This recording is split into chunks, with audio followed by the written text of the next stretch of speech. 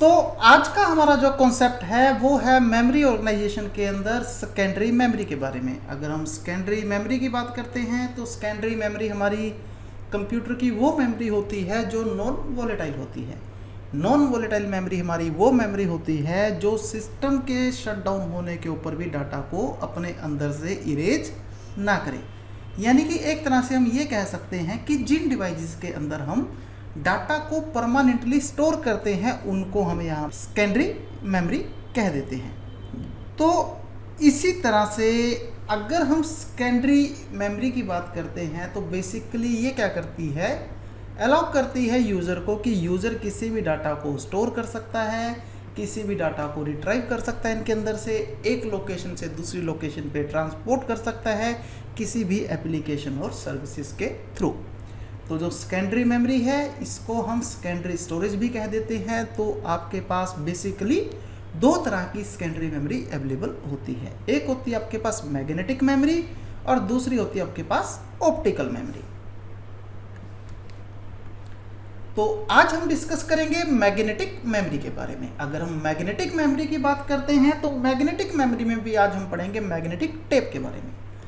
Magnetic memory वो method है आपका जो काफ़ी इफ़ेक्टिव है, मेमोरी प्लेसेस को एक अच्छी अप्रोच में यूज़ करता है और कई मेमोरी टेक्निक स्टोर और रिट्राइव करने का काम करती है इसके अंदर। अब हम क्या क्या कर सकते हैं, अपने हिसाब से वर्किंग को यूज़ कर सकते हैं, किसी भी लोकेशन पे यूज़ कर सकते हैं, किसी भी टाइम पे यूज़ कर सकते हैं। तो जब हम किसी भी सर्कमस्टांसिस में इसको यूज़ कर रहे हैं हमारे पास मेमोरी के दो टाइप हो जाते हैं मैग्नेटिक के। एक है मैग्नेटिक टेप और एक है मैग्नेटिक डिस्क। मैग्नेटिक टेप आपके पास सबसे कन्वीनियंट और इनएक्सपेंसिव स्टोरेज डिवाइस थी जिसको यूज़ करते हैं हम डाटा को स्टोर करने के लिए अगर हमारे पास डाटा काफ़ी ज़्यादा है। तो मैग्नेटिक टेप है ये सिमिलर है आपकी ऑडियो टेप कैसेट के। जैसे हमारी ऑडियो टेप कैसेट्स हुआ करती थी उसके अंदर क्या होता था, आपके पास जितनी भी वर्किंग है वो रील के अंदर हुआ करती थी, कैसेट के अंदर हुआ करती थी, और जो आपके पास वो रिबन है उसी को हम मैग्नेटिक टेप कहा करते थे। ये आपका प्लास्टिक मटेरियल से बना होता था जिसके ऊपर मैग्नेटिक कोटिंग हुआ करती थी। डाटा आप इसके अंदर स्टोर कर सकते थे मैग्नेटिक पोर्शन के अंदर, बिट वैल्यू 1 के अंदर, और अगर कहीं पर डाटा नहीं है, अगर कहीं पर वो डैमेज है तो डैमेज पोर्शन यहाँ पर रिप्रेजेंट होता था बिट वैल्यू 0 के थ्रू। तो जब भी हम डाटा को वर्किंग परफॉर्म करना चाहते थे मैग्नेटिक टेप में आप इजीली रीड कर सकते थे, उससे डाटा इजीली इरेज कर सकते हो, डाटा इजीली राइट कर सकते हो। तो मैग्नेटिक टेप आपके पास रीयूजेबल है, मतलब जब भी हमें न्यू डाटा टेप में स्टोर करना है तो ये प्रीवियस डाटा को ऑटोमेटिकली इरेज कर देती थी। स्ट्रक्चर क्या है इसका, अगर हम मैग्नेटिक टेप की बात करते हैं तो यहाँ पर जो स्टार्टिंग है इसकी वो मेटल फॉइल के साथ हुआ करती थी जिसको हम मार्कर कहते हैं। मैग्नेटिक टेप को रो और कॉलम के अंदर डिवाइड किया गया था। अगर हम रो की बात करते हैं टेप के तो उसको हम ट्रैक्स कहते थे और कॉलम को हम फ्रेम कहते थे। दो टाइप आपके पास यहाँ पर अवेलेबल हैं, एक है 9 ट्रैक फॉर्मेट मैग्नेटिक टेप और एक है 7 ट्रैक नॉर्मल मैग्नेटिक टेप। अगर हम 9 ट्रैक मैग्नेटिक टेप की बात करते हैं इसमें 9 रो होती थी जिसमें से फर्स्ट 8 रो जो है आपकी या जो फर्स्ट 8 ट्रैक हैं उसके अंदर 8 कैरेक्टर हुआ करते थे और जो 9th ट्रैक है वो कंटेन करता था पैरिटी बिट को। जो पैरिटी बिट है ये क्या करती है आपके पास एरर कंट्रोलिंग का काम करती है। डाटा को रीड करना है या राइट करना है तो वो कंटिन्यूस ब्लॉक के अंदर हम करते थे जिसको हम फिजिकल रिकॉर्ड कहा करते थे। हर ब्लॉक आपके डाटा का सेपरेट किया जाता था आईजीबी के थ्रू, इंटर ब्लॉक ग्रुप, और सेट ऑफ ब्लॉक यहाँ पर आपके फाइल कहलाते हैं। जो बिगिनिंग है फाइल की इस मार्केट में वो आइडेंटिफाई की गई फाइल मार्कर के थ्रू। जो फाइल मार्कर है एक स्पेशल रिकॉर्ड है जो प्रिसीड किया जाता है गैप के थ्रू कि इंटर ब्लॉक के अंदर कितना गैप। जो रिकॉर्ड है नेक्स्ट फाइल मार्कर का वो आपका हेडर रिकॉर्ड या हेडर लेबल कहलाता था, और फाइल के एंड में आपके पास जो है वो ट्रेल रिकॉर्ड या ट्रेल लेबल हुआ करता था जिसमें हम टेप के एंड में इंडिकेट करते थे कि अब आपके पास वर्किंग खत्म हो चुकी है, फाइल आपके पास स्टक हो चुकी है। वर्किंग मैग्नेटिक टेप की आपके पास यूज करते थे सप्लाई रियल पार्ट को।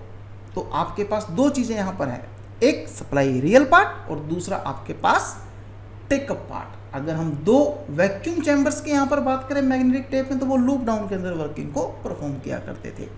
जो सप्लाई रील है वो रिलीज करती थी मैग्नेटिक टेप को वैक्यूम चैम्बर के अंदर, और इसके बाद जो रील है आपकी वो यहाँ पर टेप से आपके पास चैम्बर के ऊपर डाटा को ड्रॉ किया करती थी। तो जितना भी हमारा रीड राइट हेड है इसके अंदर वो दो वैक्यूम चैम्बर आपके पास काम किया करते थे, जो हमारी एक्चुअल एग्जीक्यूशन को रिकॉर्ड की को परफॉर्म किया करते थे। हर ट्रैक का अपना रीड राइट हेड होता था, और जब भी हम यहाँ पर रीड और राइट करते हैं किसी रिकॉर्ड को, तो मैग्नेटिक टेप मूव करती थी एक कांस्टेंट स्पीड के अंदर। आपने देखा होगा जो ऑडियो कैसेट है वो एक सीक्वेंस से दूसरे सीक्वेंस पे चलती रहती है। As we studied earlier there is a petty bit. अब हमें पता है कि हमने कहते हैं पैटी बिट का काम किया था, तो जो पैटी बिट है वो करेक्टर बिट के साथ काम करती थी, और अगर हम किसी डाटा को टेप के अंदर राइट करना चाहते थे तो नंबर ऑफ बाइनरी डिजिट यहाँ पर काउंट की जाती थी। अगर वो 1 है बाइनरी डिजिट इवन के अंदर, तो उसको हम कहते थे इवन पैरिटी बिट, और अगर टोटल नंबर ऑफ 1 आपके ओड हो जाते थे तो उसको हम ओड पैरिटी बिट कहते थे। डाटा को राइट करने के बाद रीडिंग बिट यहाँ पर डाटा की वर्किंग को परफॉर्म किया करती थी, और उसके बाद पैरिटी बिट चेक करती थी डिटेक्टिंग करने के लिए एरर्स को। अब हमारे पास small length of blank space है यहाँ पर हर ब्लॉक के अंदर, जो आपको प्रॉपर एग्जीक्यूशन परफॉर्म करवाते हैं किसी भी रिकॉर्ड की किसी कांस्टेंट स्पीड के लिए। तो एडवांटेजेस क्या क्या हैं आपके पास यहाँ पर? लार्ज स्टोरेज कैपेसिटी है इसकी, लेस एक्सपेंसिव है, पोर्टेबल है, रीयूजेबल है। स्टोरेज कैपेसिटी काफ़ी ज़्यादा है, लेस एक्सपेंसिव सबसे सस्ता पार्ट है आपका, पोर्टेबल इजीली हैंडल कर सकते हो एक लोकेशन से दूसरी लोकेशन पर, और बार बार इसको यूज़ कर सकते हो। इसी तरह से डेंसिटी हाई है। डेंसिटी का मतलब होता है कि आप एक टाइम पर 1 इंच में कितने बिट्स ड्रॉ कर सकते हो। तो आप 800 बिट्स से लेके 60 to 50 bpi तक यूज़ कर सकते हो। डाटा को इजीली अपडेट कर सकते हो। डिसएडवांटेज क्या है? ये फ्लेक्सिबल नहीं है। फ्लेक्सिबल इन द सेंस कि अब अगर मुझे कहीं पर ये चाहिए कि मुझे कुछ डाटा बचाना है और उसकी जगह मुझे दूसरा डाटा रखना है, डाटा मुझे पहला भी चाहिए दूसरा चाहिए, तो मैं नहीं रख सकता, पहला डाटा इरेज होगा। एक्सेस करना स्लो है, ट्रांसफ़र स्लो है, और इसको टच से बचा के रखना पड़ता है। तो नेक्स्ट क्लास में हम पढ़ेंगे मैग्नेटिक डिस्क के बारे में। Thank you very much.